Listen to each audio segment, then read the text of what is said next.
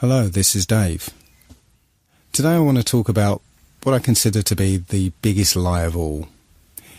It's a subject I've been looking at for the last 6 months, and I've been pretty hesitant to talk about it because, it's a really controversial subject. Now, I stumbled across this completely by accident. I was researching something on a totally unrelated topic and happened to see an intriguing sounding video. So I clicked on it, but the subject was so preposterous that I was just about to turn it off when it happened to say something that piqued my interest. So I watched the video completely to the end.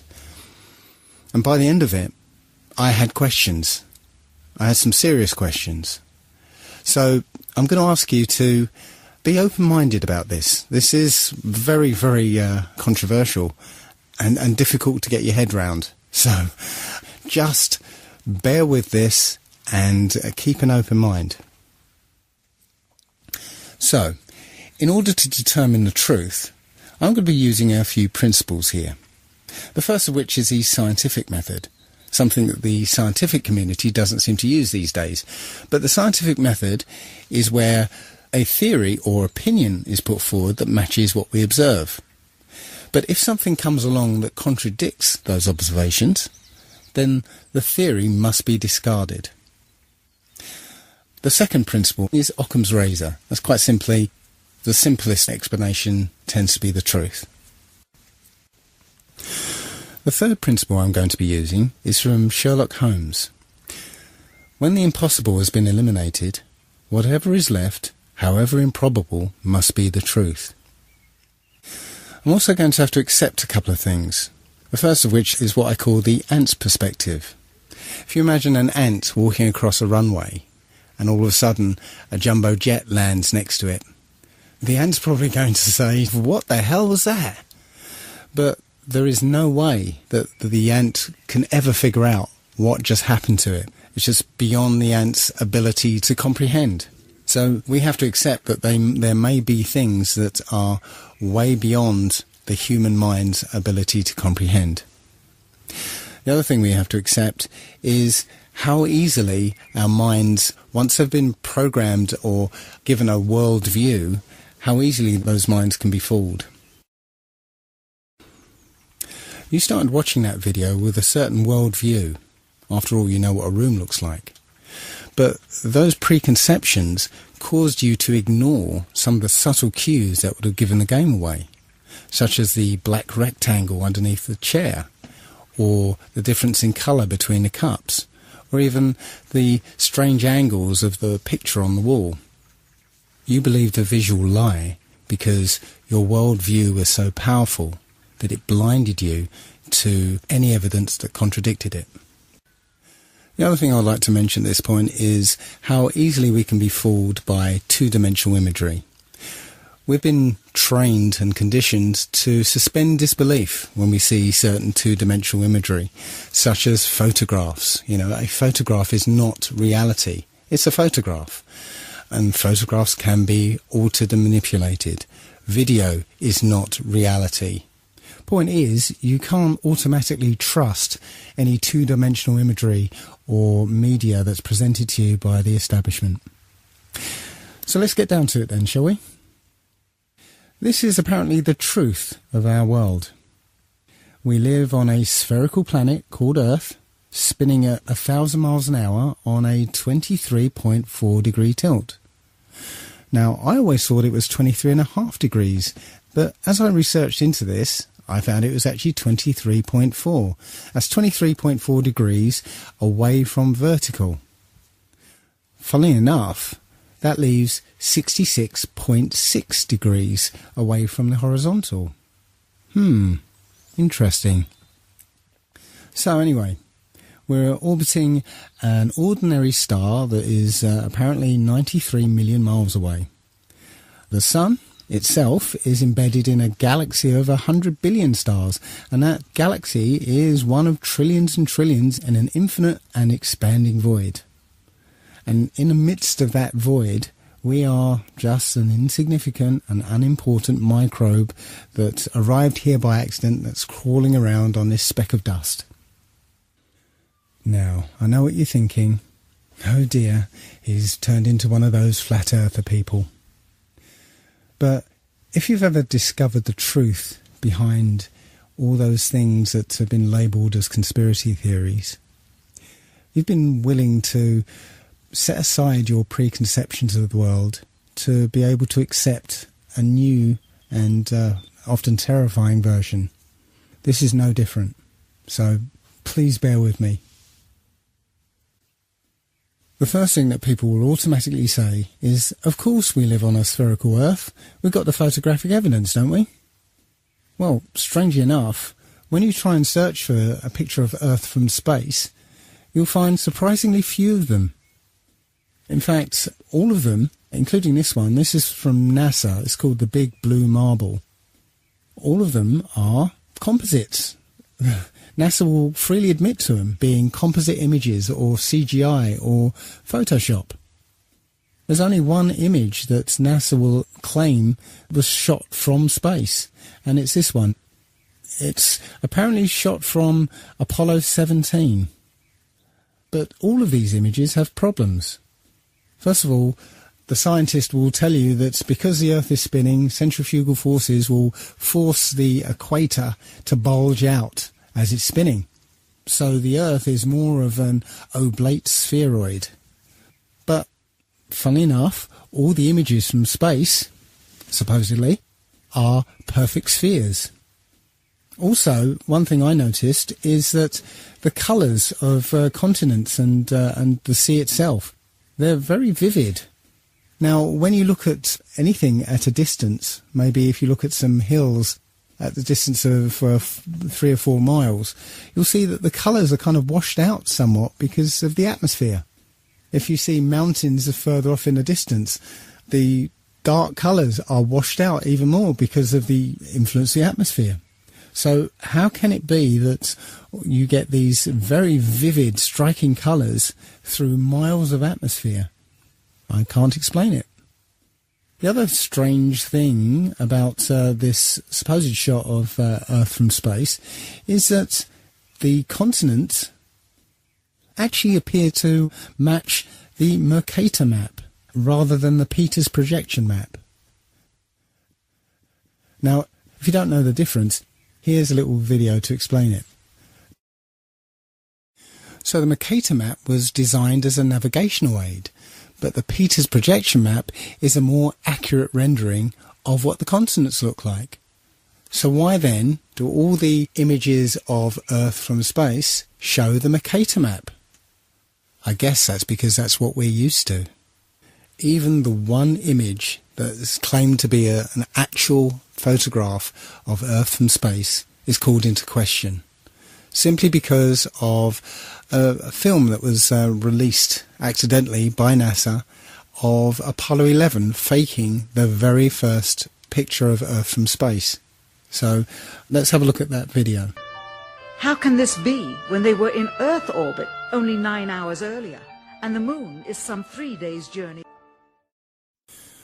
And you can see the full sequence on a documentary called A Funny Thing Happened on the Way to the Moon. That's one that I highly recommend you have a look at. But as for photographic evidence of a globe Earth, nope, it doesn't exist. Now let's take a look at Earth's supposed curvature. Many people point to Felix Baumgartner's recent record-breaking freefall jump and point to this picture in particular. It clearly shows a curvature of the Earth, but let's take a closer look at it. Well, it's quite obvious that a fisheye lens is used here. If you look at the shape of the capsule itself, those are usually built with fairly straight lines, and you can see the lines are very curved on the edge of this capsule. He took off from New Mexico, and the surface of the Earth looks like, well, it's one big large landmass, and that's New Mexico. I didn't realise that New Mexico took up so much of the Earth. It's clearly a fisheye lens. We know intuitively if we stand on a beach with a panoramic view that the sea is flat. It's flat at sea level, it's flat from the top of Mount Everest, it's flat from over 20 miles high. I got this image from another YouTuber. I can't remember the guy's name, but he's the one who goes, "Where is the curvature?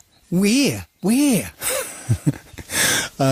But it's a picture of the New York City skyline from over 40 miles away. He says it's 60 miles away, but I measured it on Google Earth. It's 40 miles away.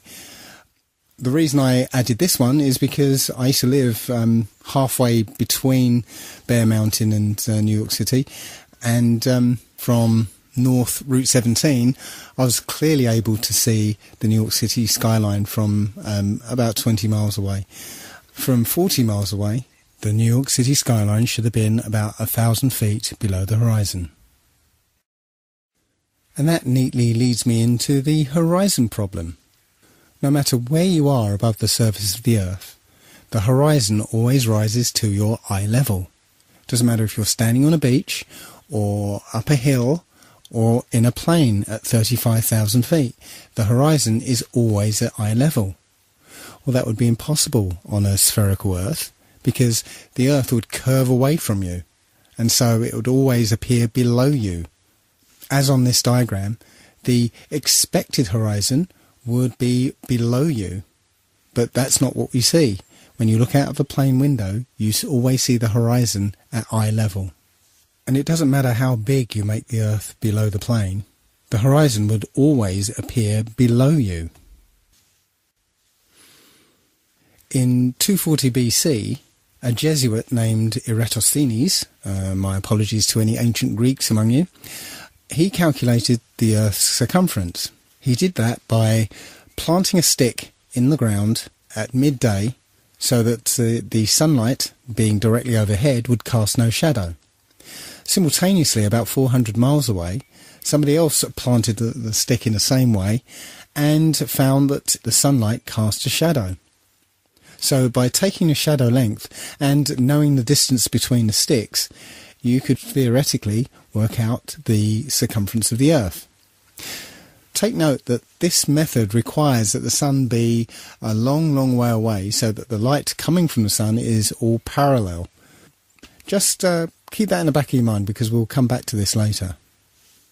However, it turns out that you'd get exactly the same results on a flat Earth if the sun were only 3,100 miles away and 34 miles across. Now, as crazy as that might sound, I just want you to keep that in the back of your mind, because we're going to come back to this as well.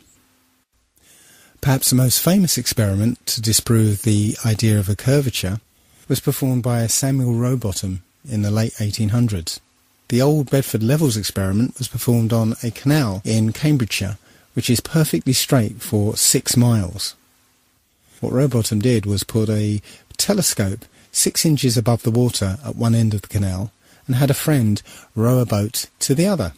The boat had a flag on it, and Rowbottom was able to see the boat and the flag along the entire length of the journey.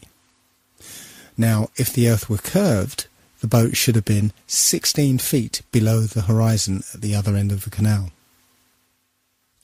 Plenty of other such proofs exist concerning landmarks that can be seen much further away than the curvature of the Earth would allow.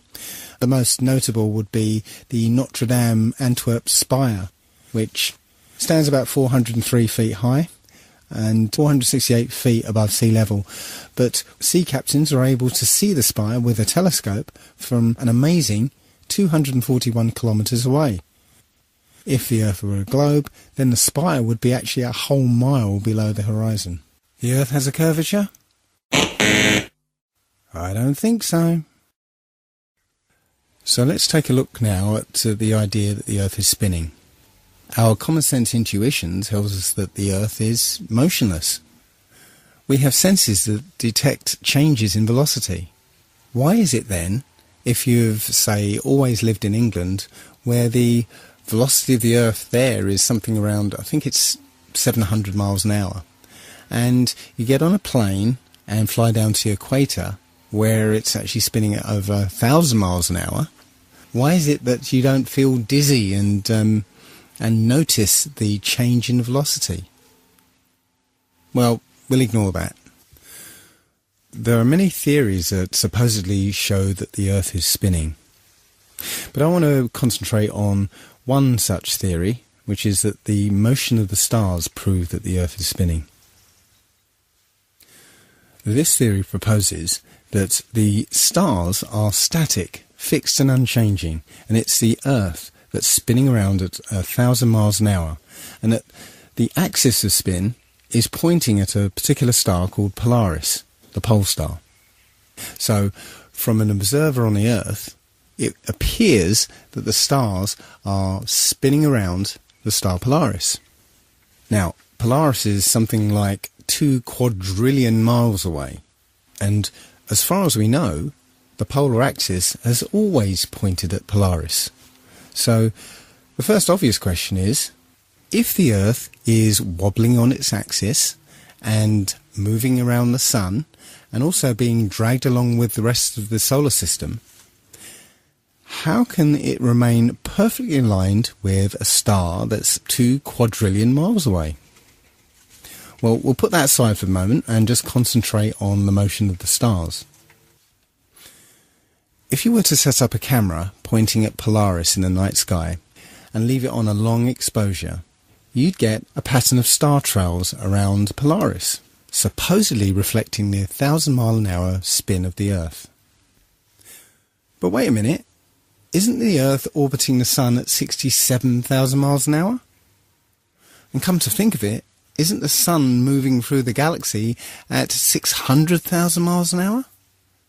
Then why is it the only motion we see is the slowest one, when the orbit around the Sun is 67 times faster than the supposed spin of the Earth, and the motion of the Sun, dragging the solar system behind it, is 600 times faster than the spinning of the Earth? Something doesn't add up. The point is, you wouldn't see these perfectly circular star trails.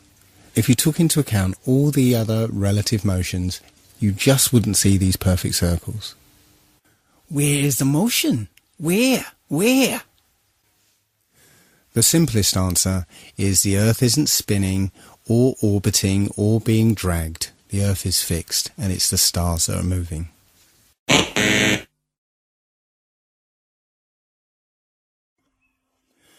So now let's turn our attention to the Sun.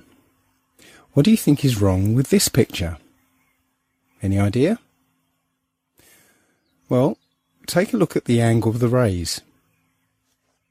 If the Sun was 93 million miles away, as I show in this diagram, well, actually, I can't really show 93 million miles to scale here, because if it was, the Earth would be probably in the next town. Point is that at that kind of distance, all the light rays from the Sun would be parallel near enough. And, if you recall, Eratosthenes' calculation of the circumference of the Earth actually depends on the light being parallel from the Sun. So, when the light shines through broken cloud, it would hit the ground parallel, rather than at this kind of angle. So, if you're able to measure the angle of these sun rays, you can basically, with a bit of simple geometry, figure out exactly how high the Sun is. And that turns out to be about 3,100 miles. And if you were going to try and hide this information, that the Sun is actually very close, perhaps you'd encode it in symbol. Does this look familiar? There are quite a few videos like this one, where people send up their video cameras on weather balloons. One thing to note is where you can see a hot spot on the clouds directly under the Sun, like here. You see it? Directly under the Sun is a hot spot. Now, that would be impossible if the Sun was 93 million miles away. But also note how the Sun appears to move with the Earth. As the camera rocks about, you'll see the Sun moving around with the Earth. Now again, if the Sun was 93 million miles away, you wouldn't see that. Just like if you were on a speeding train, the trees next to the track will whiz past you, but the mountains in the distance would, well, they'd hardly move. And if the sun was behind those mountains, the sun wouldn't move at all. So just like in this diagram, you can see there's a sun a long, long way off and a sun that's directly above the kind of landscape. And as the camera is simulated to move here, you can see that the closer sun is moving with the simulated Earth here. But the one further away moves as if it was further away. You can see it hardly moves in relation to the Earth. Again, that's not what we see in these videos. The sun appears to be directly above the flat Earth. In the flat Earth model, the sun rotates around us and only appears to rise and set because of the way our vision works.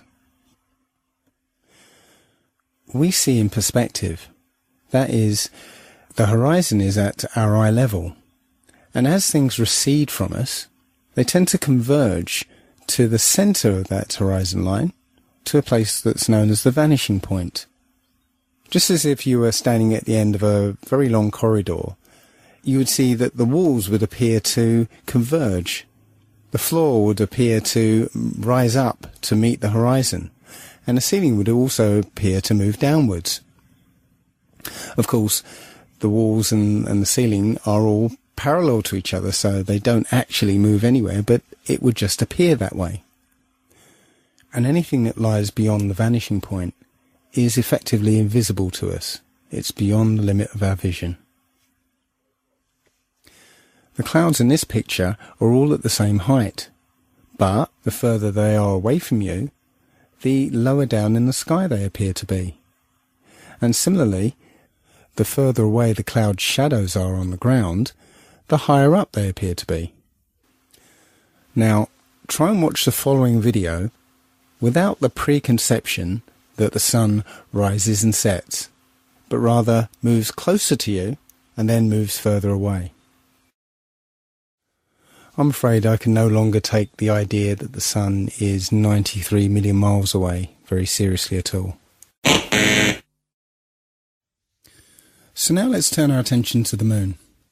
Many of us have seen the moon appear full at various times throughout the day, as in this picture. But how can that happen? If you're standing at point C, then it's the middle of the night. Full moon, no problem. And if you're standing at point A, it's early in the morning. Certainly if you stare back at the moon in the night sky, then yes, you can see a full moon. But if you're standing at point B, which is midday, that is, the sun is directly overhead, then there isn't anywhere that the moon can be that will allow you to see it as full, because the sun will be illuminating the side of the moon that is facing away from you. So the best you'll be able to see is a sliver of the moon. Think about it next time you see the full moon during the day. Every month the moon goes through 8 distinct phases. Always the same 8, always the same order. Supposedly because of a relationship between the position of the moon relative to the position of the Earth and the Sun. So let's say it's December, and throughout the month we see the normal 8 phases of the moon. But what happens when it's June and the Earth is supposedly on the other side of the Sun? Shouldn't these phases be reversed? That's not what we see. We see the same 8 phases in the same order. We are told that the moon is also spherical, but when we look at the moon, it seems to be lit uniformly over its entire surface. But if it was a sphere reflecting the sun, then that curved surface would display a highlight, and then that light would drop off as it went round the surface. But that's not what we see. The entire moon is lit uniformly. The quality of the light from the moon is completely different from the sun's light.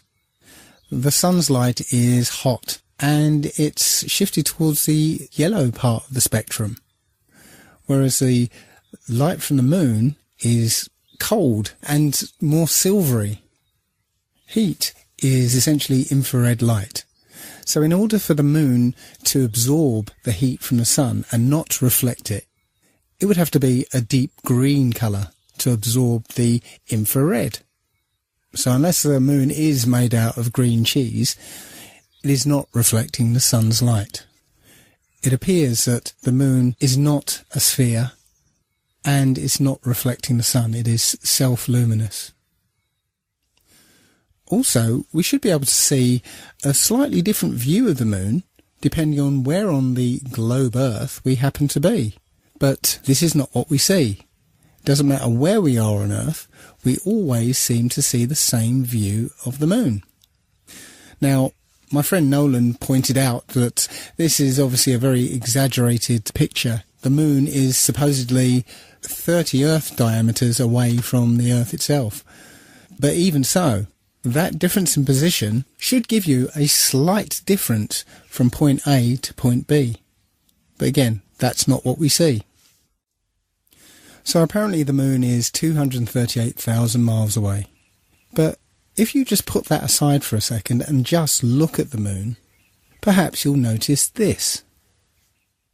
In this example, only the clouds close to the moon are lit up, not the clouds further away. That indicates that the moon is much, much closer than we've been told. Because if the moon were 238,000 miles away, then all the clouds should be illuminated, not just the ones closest to it. And here's an example of a schoolboy mistake.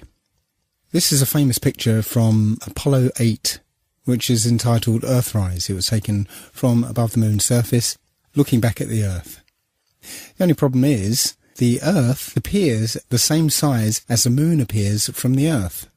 But the Earth is 4 times the size of the moon. So it should have looked like this. Somebody screwed up. Now, there will be some people who still think we went to the moon. I can't believe that there are still people who think that 1969 technology went over 400,000 miles, managed to navigate to the moon using computers that were orders of magnitude less powerful than the first iPhone, passing through the immensely hazardous Van Allen radiation belts, which, by the way, NASA cannot figure out how to get through today, somehow landed on the moon, spent a delightful few days planting flags, playing golf, riding around on dune buggies, and then took off, or rather levitated off the lunar surface, only briefly nipping back to pick up the person operating the camera, and returned safely. And not just once, but 7 times.